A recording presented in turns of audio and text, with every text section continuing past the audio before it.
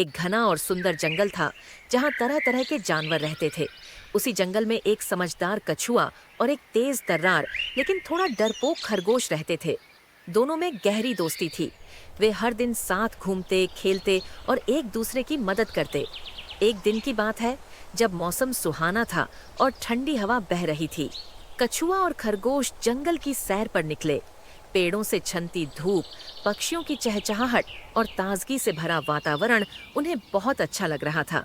दोनों मस्ती करते हुए आगे बढ़ ही रहे थे कि अचानक झाड़ियों में से एक भेड़िया निकल आया।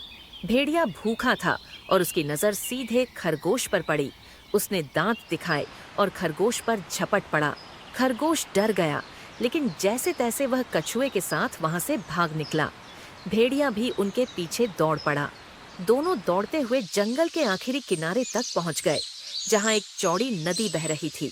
अब क्या करे? पीछे भेड़िया था और आगे तेज बहती नदी। खरगोश की सांसें फूलने लगीं।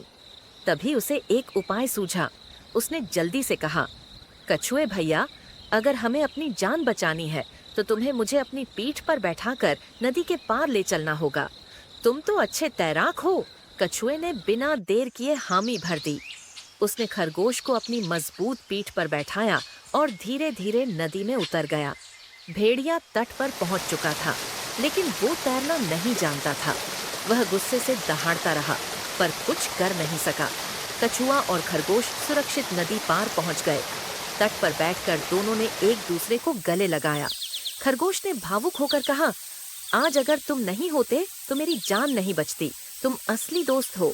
कछुआ मुस्कुराया और बोला, दोस्ती का मतलब ही है मुसीबत में साथ देना। उस दिन के बाद से उनकी दोस्ती और भी गहरी हो गई।